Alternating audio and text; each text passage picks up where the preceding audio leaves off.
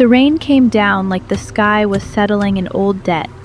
Weston Cole pulled his car to the curb and cracked the window, and for one long second he doubted this was a good idea. But he was fresh out of good ideas. He had 16 hours to find a wife or lose the company his father had spent 40 years building. The only person on that soaked block was a woman wrapped in a plastic poncho sitting against the pulled-down gate of a shuttered laundromat.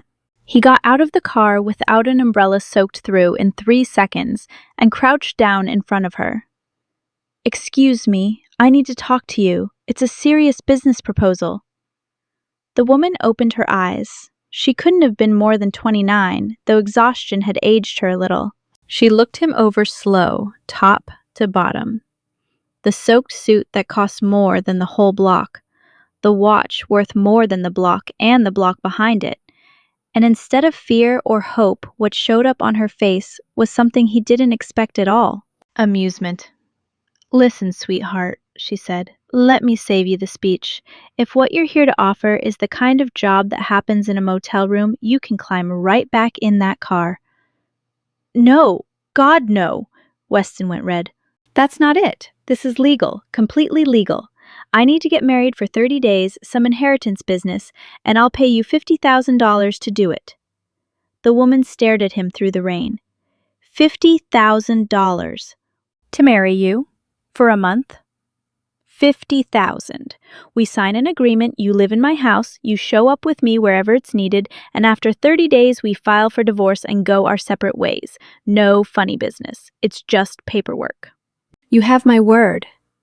"Your word," she laughed, tired. "A rich man's word is worth exactly what it weighs, honey, and that's not much." But something in his face, in the plain, honest desperation of it, made her pause. "Why me? There are 1,000 women with a roof over their heads who'd say yes faster." "Because the ones with a roof ask questions. They call lawyers. They want half of everything." Weston ran a hand through his wet hair.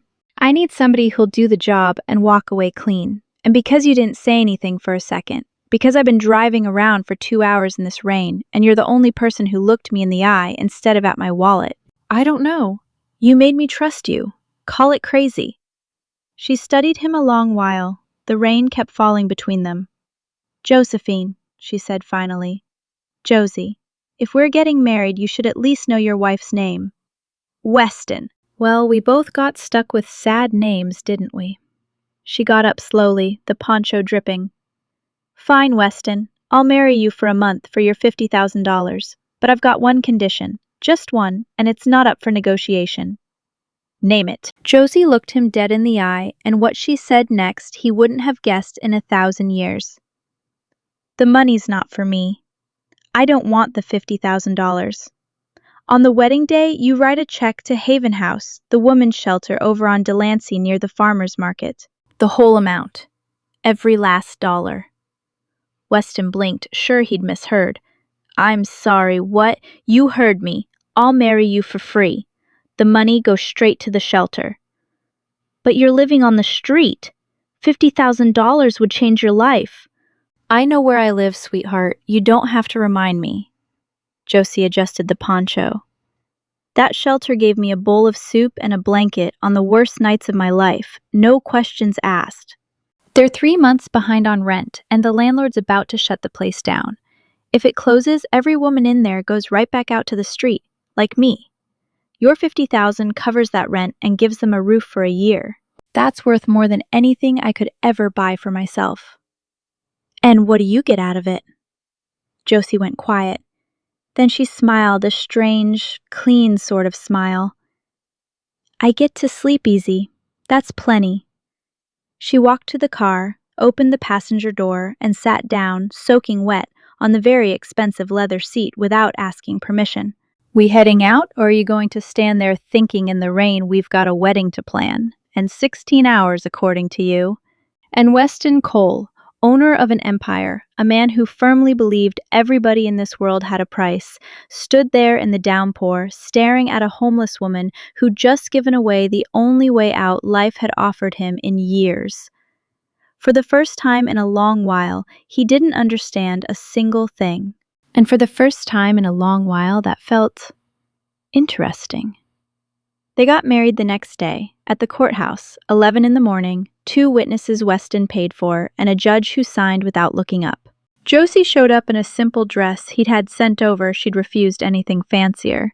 Hair pulled back, clean, rested, after a night in a real bed for the first time in months. She looked like a different woman. Weston, who'd picked her up like a soaked bundle off the sidewalk, caught himself staring a beat too long. "You've got a scared look, husband," she said quietly while they waited on the judge. "Relax, it's just paper. You said so yourself." "It's not fear, I don't know. This is the strangest thing I've ever done." "Same here, believe it or not. At 15, I pictured my wedding day looking a little different," she shrugged. "Life's got a sense of humor." They signed. The judge pronounced them husband and wife. No kiss. Josie held out her hand and Weston shook it, and the two of them nearly laughed at how absurd it was. Then, before they left, Josie looked at him. "The check, Weston." Right, he pulled out his checkbook, and here Weston did something that surprised even him. Instead of the $50,000 they'd agreed on, he wrote $75,000. "I said 50, Josie said, looking at the number. "Changed my mind. The shelter's 3 months behind, but if they're about to shut it down, might as well cover the whole year and get everybody new mattresses while we're at it." He handed her the check. "Don't look at me like that. It's my money. I'll do what I want with it." Josie took the check, looked at it, and for the first time since they'd met on that sidewalk, the hard woman's eyes went wet. "Why'd you go up on it?" "I don't know." Weston put the checkbook away, uncomfortable. "Because you handed over 50,000 without blinking, and it made me ashamed, I think. It's been a long time since I've seen somebody give something and want nothing back. Made me feel cheap next to my own fortune. Now we're even." "We are not even." Josie pressed the check to her chest. "You just saved 18 women from going back to the street, and you don't even know them. That's not even. That's just being good, even if it embarrasses you to admit it." "I'm not good. I'm a cornered man following the terms of a will." "Uh-huh," Josie laughed, wiping her eyes. "Men like you always have an excuse for your good deeds. Like being kind is something to be embarrassed about. Come on, husband, take me to drop this off at the shelter before you change your mind." They went together. Weston watched Miss Odessa, the woman who ran Haven House, go pale at the sight of the check. Watched her wrap Josie in a hug, crying. Watched the women of the shelter circle Josie like a daughter come home. He watched his pretend wife laugh and cry among broken women who loved her for real. And from the doorway, the millionaire who believed everything had a price couldn't put a number on anything he was seeing. "This is my wife," he heard himself say, though nobody had asked. "For a month. It's a long story." The women crowded around him curiously, none of the shyness he'd expected.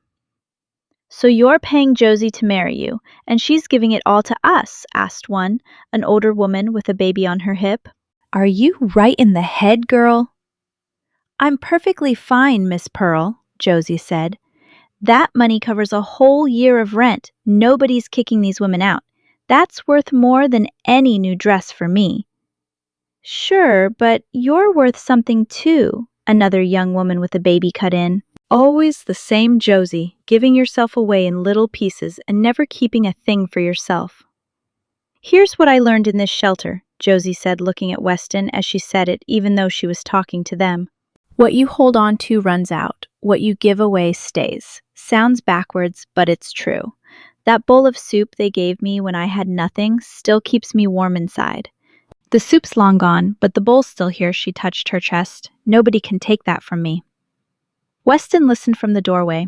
In his world, generosity was a number you wrote off on your taxes. Here, a woman with nothing was explaining to other women with nothing a kind of math no accountant of his had ever taught him.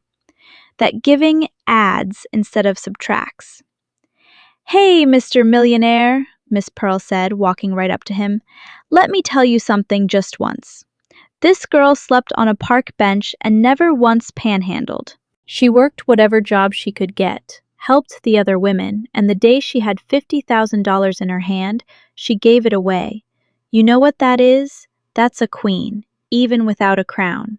You married yourself a queen for a month. Let's see if you don't regret it when the month's up. Miss Pearl, that's enough, Josie said, red in the face. It's the truth, and I'll say it to your face. Well, aren't you a lucky man, Miss Odessa told him, sizing him up with old, wise eyes. Even for a month, this girl doesn't come around twice in a lifetime. Take care of her, however short the time is. Good things need looking after, even the borrowed ones. And Weston, without quite knowing why, felt that last line lodge itself somewhere deep.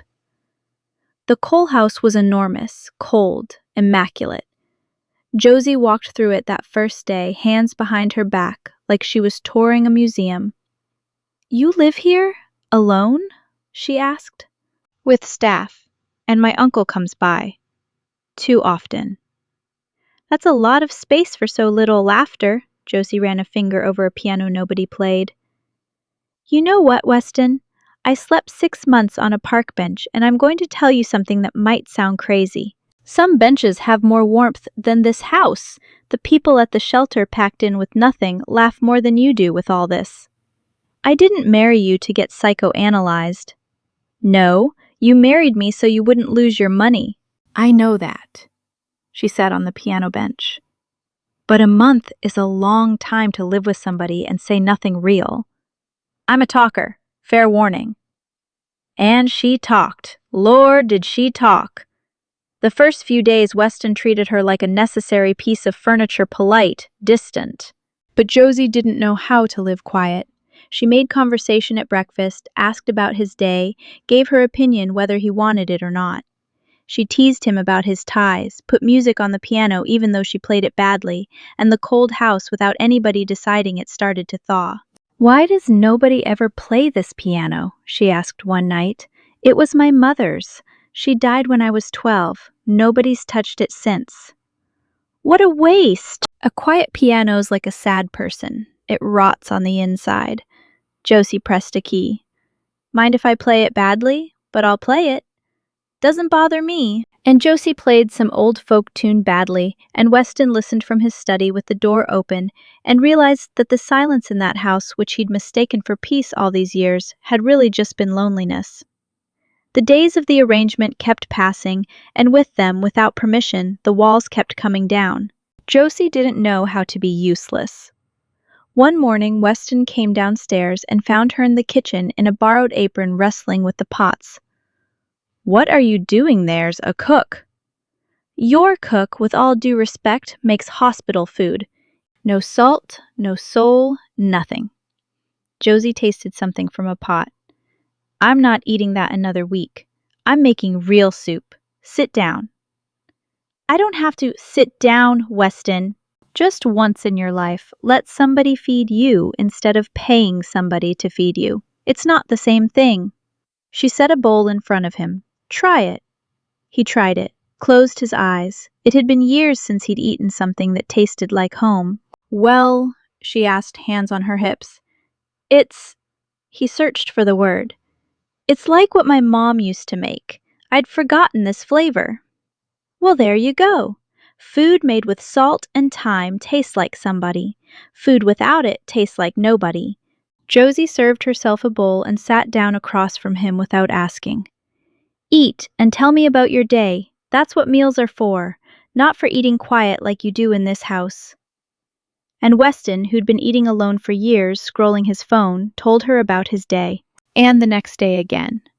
By the end of the week, he was heading down to the kitchen looking for her. Another afternoon, he found her in the yard, barefoot in the grass, face turned up to the sun. What are you doing now? Sun. Josie didn't open her eyes. I'm taking in some sun. You know how long I lived without a roof, West. On 6 months. And I'll tell you something, the one good thing about having no roof is that the sun is free. You learn to be grateful for the things that don't cost anything. Sun, a dry bench, no rain. Now that I've got a roof, I don't want to lose that habit. It'd be too easy to end up like you. Like me. How? Blind to the free things. She finally opened her eyes and looked at him. You've got a gorgeous yard, and you never set foot in it. A beautiful piano, and you let it go silent. a huge house, and you were living in one study. You're a millionaire of things you never use, Weston. The richest and poorest man I know at the same time. Weston took off his shoes, not sure why, and sat down beside her in the grass, in his four-figure suit, bare feet in the yard, and the two of them sat quiet, soaking up sun that cost nothing, that he hadn't felt in years. "You're right," he said after a while. "I'd forgotten what grass even feels like." "Feels good, doesn't it?" There was more. There was the night she taught him to play dominoes for pocket change, like real folks do. There was the morning he quietly had a piano tuner come by in case somebody wanted to play his mother's piano. There was the rainy afternoon they sat watching the water through the window, shoulder to shoulder, saying nothing, both feeling the same thing and both pretending they didn't. And there was one conversation one night that changed something in him. "Why do you think your dad put that clause in?" Josie asked. "The marry or lose everything thing is strange." "To rattle me, I guess. Or to push me. My dad used to say I was cold, that I'd die rich and alone." Weston moved a domino. "Maybe he figured forcing me to get married would, I don't know, soften me up?" "Well, look at that, it worked," Josie said, not looking up from the dominoes. "Just not how he thought." "It tangled you up in this mess, and the mess brought you a stubborn old woman off the street who makes you soup and sends you out to sit in the sun. Your father, without knowing it, sent you exactly what you were missing." Weston looked at her and didn't play his piece. "Yeah," he said, suddenly serious. "That's exactly what I was thinking." "Your turn, Weston." "It's your turn, Josie."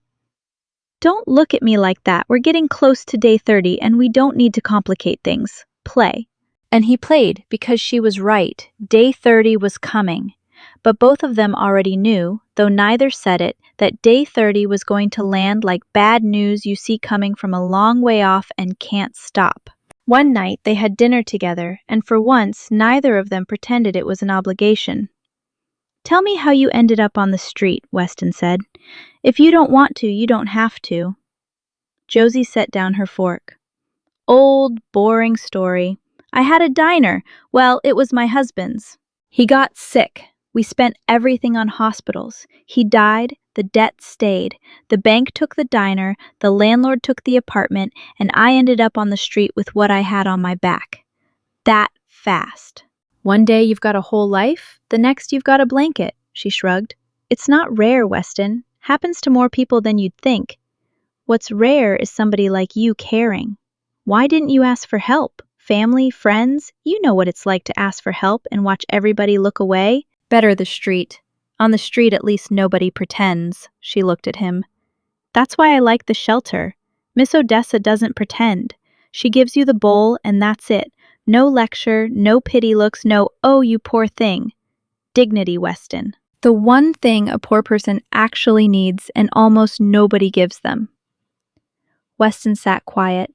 He thought about his world where people made donations to get their picture taken, where charity was a tax strategy, and he thought about this woman who'd given away $75,000 that was rightfully hers. No photo, nobody watching. "You're the richest person I know," he said suddenly. Josie laughed hard. "I don't even have bus fare." "Exactly, because you have nothing and you still give. I have everything, and I don't give anything that doesn't suit me." He looked down at his plate. "Tell me which one of us is really poor."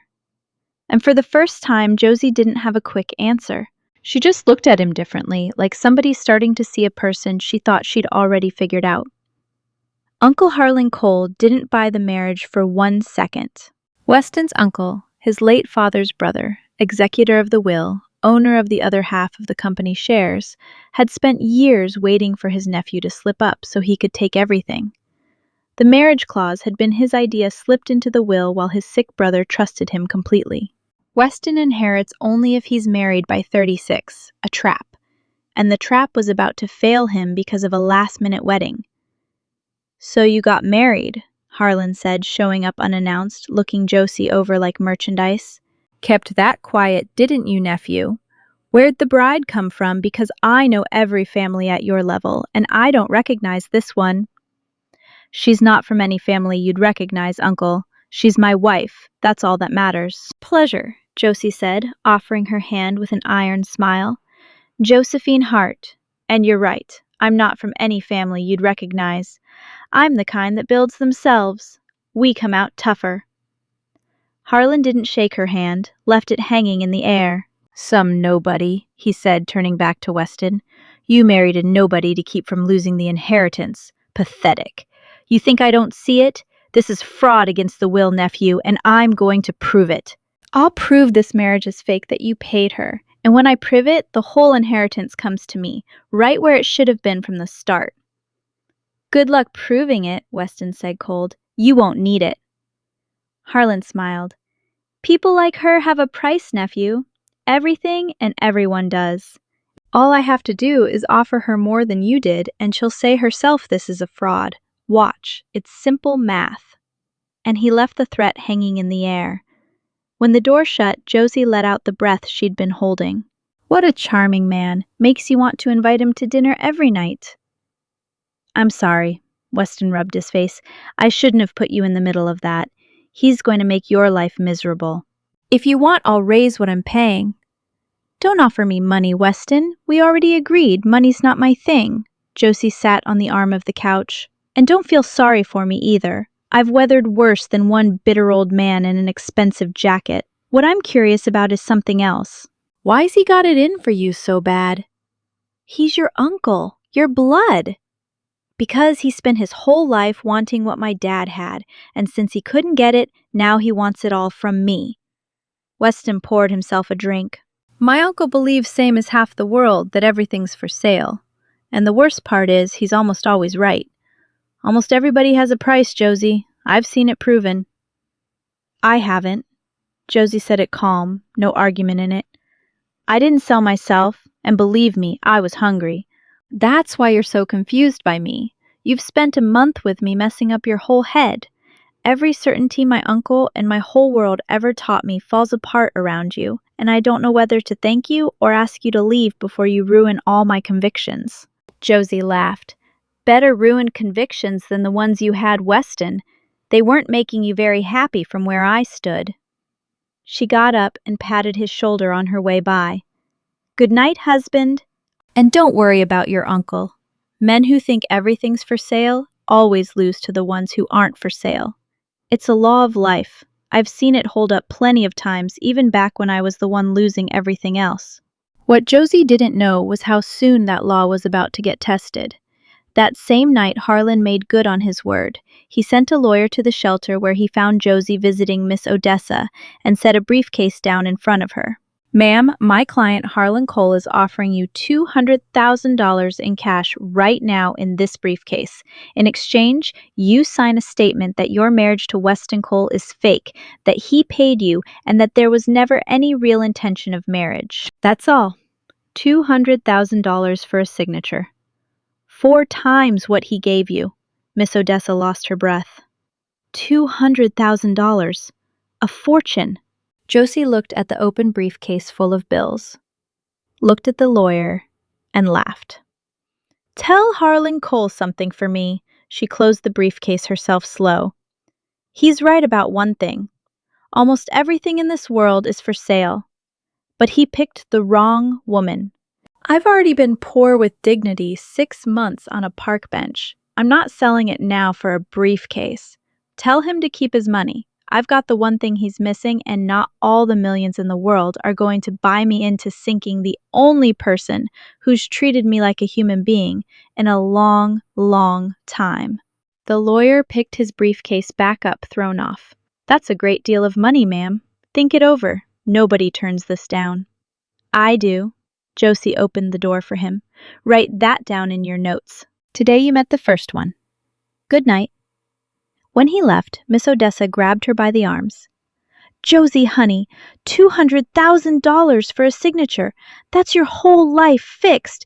You leave the street forever, get your diner back, and you'd be done with Weston. Josie shook her head. No, Miss Odessa.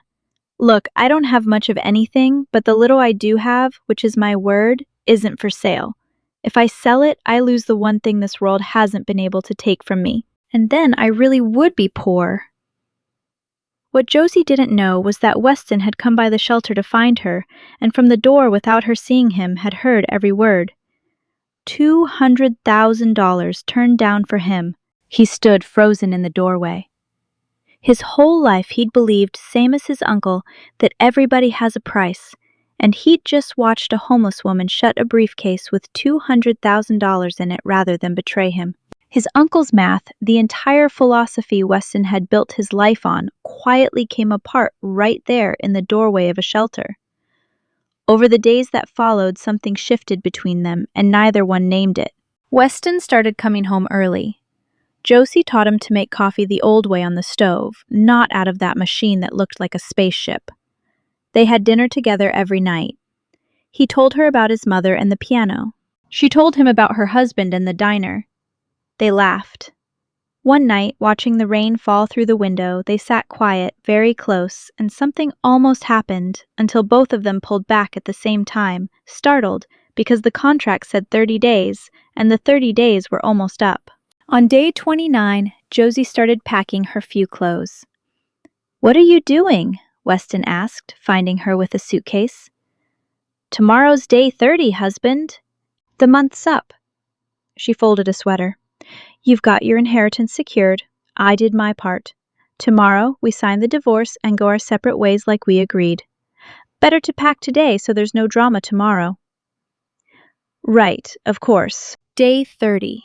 Weston stood in the doorway, something off in his voice. "Where are you going to go?" "Miss Odessa saved me a room at the shelter. I'll help move things over now that they've got a year covered, and from there we'll see. Maybe get a little food stand going again. With what I learned these past few years, I'll figure something out." She smiled, but it didn't quite reach her eyes. "You don't seem thrilled." "I'm not worried, Weston. I always land on my feet. It's my specialty." "I didn't say worried. You look worried." Josie went quiet, then went back to folding. "Weston, can I say something now that I'm about to leave and it doesn't matter anymore?" "Say it." "These 30 days have been some of the nicest I've had in years." She said it without looking at him, focused on the clothes so it wouldn't weigh so heavy. "Not because of the house or the food or the warm bed. Because of you. Turns out, under all those suits, there's a good man who's scared of being good and watching you loosen up a little these past weeks. I don't know, it made me happy. I'm going to miss this. There, I said it. Don't say anything back. I just wanted somebody to know before I left." And she went into her room with her suitcase, leaving Weston alone in the hallway, his heart making a noise it hadn't made since he was 12 years old, back when the piano still played. That early morning, both of them came down to the kitchen without knowing the other was awake. They ran into each other at 2 a.m, him for a glass of water, her for tea that wasn't going to help her sleep anyway. "Can't sleep," Josie said, not a question. "No, you either." She put the kettle on. "Must be the excitement of freedom." "No, tomorrow everybody goes their own way. You with your inheritance, me with my shelter. Mission accomplished." "Yeah, mission accomplished." They sat quiet. The kettle started to whistle, that little domestic sound that fills up hard silences. "Josie, can I ask you something?" Weston turned his glass in his hands. "A month ago, under the rain, I offered you $50,000 and you gave it away. Today, you're leaving with the same as when you arrived." "Nothing. Maybe a blanket." "No regrets, not even a little?" Josie poured 2 cups of tea, handed him one. "You know what I would regret, Weston?" She looked at him over the rim of her cup. "Keeping the money. That I could never forgive myself for, because then these 30 days would have just been a job, and I don't want them to have been a job." "What do you want them to have been?"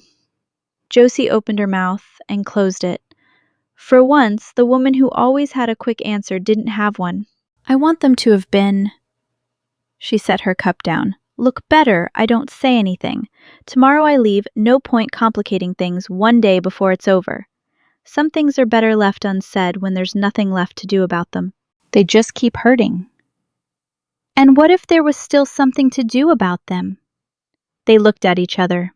The kitchen at 2 a.m. filled up with everything both of them had been holding back for a month for 1 second.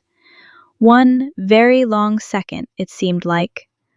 One of them was going to close the distance, and then Josie pulled back, grabbed her tea, and broke the moment, like somebody blowing out a candle before it burns them. Tomorrow's day 30, Weston. There's a contract. You wrote it, and we're both people of our word, aren't we? That's exactly why we get along. Good night. Try to rest, though. I doubt you will. She went off to her room with her tea, leaving him behind. And Weston stood there in the kitchen understanding, with a dull ache in his chest, that the contract he'd written to save his inheritance had become the very prison keeping him from the one person who mattered to him. He'd set the date himself. He'd signed his own ending. He didn't sleep that night. He paced. He looked in on her room where the suitcase waited by the door ready. He went down to his mother's silent piano, pressed one key in the dark, and understood all at once what he'd spent days refusing to understand. He didn't want the divorce. He didn't want day 30. He didn't want that woman to take her laugh with her, her stovetop coffee, her badly played music, her way of making a cold house stop being cold. The inheritance suddenly mattered less than nothing. What he didn't want to lose was never in the will. "I'm an idiot," he told the piano. 30 days to figure it out, and I nearly found out on day 31. On day 30, instead of the courthouse for the divorce, Weston asked Josie to come with him somewhere first. "Where are we going?" she asked, suitcase already in the car, ready to head to the shelter after. "You'll see. One quick stop. One last thing to do as a married couple before we stop being one." He took her to the shelter, but when they arrived, it wasn't the same old building. Miss Odessa stood in the doorway with all 18 women and a freshly painted sign over the entrance. "Haven House, Josephine Hart Shelter. There's always room here." "What is this?" Josie put her hands over her mouth. "I bought the building," Weston said. "The one they were renting, the one about to shut them down. I bought it outright, put it in the shelter's name so nobody can ever kick them out again. And I named it after you, because you're the one who saved it the day you gave away money that was rightfully yours." He took a breath. "That's my part. But it's not why I brought you here." "Weston, don't do this. It's the contract. It's just the habit of a month. Let me finish. It costs me all night to work up the nerve." He stood in front of her, Miss Odessa, in front of the women, in front of half the neighborhood that had gathered. "Josephine Hart, 30 days ago I offered you $50,000 to marry me for a month. It was the worst offer of my life. I offered too little for too little time. Today I'm here to offer you something else. Don't. My uncle offered you $200,000 to betray me, and you shut that briefcase." I was standing in the doorway. I heard every word. His voice shook. "My whole life I believed everybody has a price. My uncle taught me that. This world taught me that. And you, who didn't even have bus fare, proved me wrong in 1 month. You showed me there are things that can't be bought. Your word wasn't for sale. Your dignity wasn't for sale." He swallowed. "And I fell in love with exactly the one thing my money could never have bought. All of you. The one who gives, who won't be bought, who played my mother's piano and gave me back a house that had been dead for years." Josie was crying openly now, surrounded by the shelter women who were crying too. "I don't have anything to offer a man like you, Weston. You offered me what no amount of money gave me in 36 years, somebody who wanted me and not my wallet." He pulled from his pocket not an expensive ring, but a simple one. "I'm not asking you to marry me for an inheritance. The inheritance is done. We already fulfilled that. I'm asking you to stay married to me for the other reason. The real one. No contract, no expiration date, no check. Just you and me. Stay, Josie. Not 30 days, the rest of it. And your uncle and the people in your world who'll say the millionaire married a woman off the street, let them say whatever they want." Weston laughed, eyes full. "You know what I'm going to tell everybody who asks me." "Yes, that I married a woman who used to sleep on a park bench, and that she's the richest person I've ever known, because the one thing in this world that wasn't for sale was her. And I got lucky enough that she let me keep her free of charge." "Say yes, Josie," Miss Odessa shouted. "For heaven's sake, girl, say yes." And Josie, the woman who gave everything away and asked for nothing, who'd shut a briefcase with $200,000 in it without blinking for once in her life, kept something for herself. Yes, she said, laughing and crying. Yes, you silly husband. Yes. Weston pulled her into his arms, and the shelter courtyard exploded. The women clapped, cried. Miss Odessa crossed herself, giving thanks. Miss Pearl shouted, I told you! I told you! A queen! And in the middle of all that noise, all those people with so little, celebrating so hard, the millionaire, who'd arrived a month earlier, believing everything had a price, understood he was living the most expensive moment of his life, and it hadn't cost a single dollar. Hey, Josie whispered in his ear, still holding on. So, we're clear on this. I'm not marrying your money, or your house, or your name. If tomorrow you lose it all and end up sleeping on a park bench, I'll sit on that bench right beside you and teach you how to survive it. I learned it well. I'd make a good teacher. I know, Weston said. That's exactly why losing it all doesn't scare me anymore, because for the first time I've got something no bankruptcy can ever take from me. And what's that? You. The one thing in my whole life I never bought, and the one thing I'm never letting go. And he kissed her again, while 18 women rescued off the street by the generosity of another woman who had nothing gathered around them the way a family gathers around its own. Harlan Cole lost. Not just the inheritance, he lost the whole war. When he took his fraud accusation to court, he found out the marriage wasn't fraudulent in the slightest anymore. Weston and Josie were still married well past day 30. They lived together, and in front of any judge anybody could see, those two loved each other for real. Harlan's lawyer had to explain to him, uncomfortable, that there was nothing left to do. The will only required a marriage, and this was a more solid marriage than most. A nobody took everything from you, Harlan spat at Weston, defeated. No, uncle, a nobody gave me everything back. Weston held his gaze. You wanted to teach me that everything's for sale? She taught me the opposite. And it turns out that was the lesson I needed, so I wouldn't end up like you. Thanks for the claws. If it weren't for your little trap, I never would have pulled that car over in the rain. I owe my wife, and I owe you for being a fool. Harlan left the way people leave when they've bet everything on the idea that people can be bought, and run smack into the exception. Bitter, alone, counting a fortune that never once bought him the one thing that actually matters.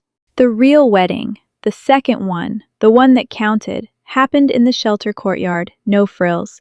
The women set out paper flowers, Miss Odessa cooked her famous pot roast, and Josie got married again in a simple dress because she said the first one had brought her luck. Weston signed another check that day, but not for her. Back to the shelter again. Again for the shelter? Josie asked. Again, and every year for as long as I live. Weston handed the check to Miss Odessa. Turns out wife giving without anybody forcing you becomes a habit. You taught me that. Now live with the consequences. Josie laughed and kissed him for real this time, in front of everybody. They set up the food stand again too, not because they needed it. Josie could have gone the rest of her life without working a day, but because she wanted to. A person wasn't made to sit around in a big house, Weston. A person was made to do things. And the millionaire on Saturdays tied on an apron and sold sandwiches next to his wife.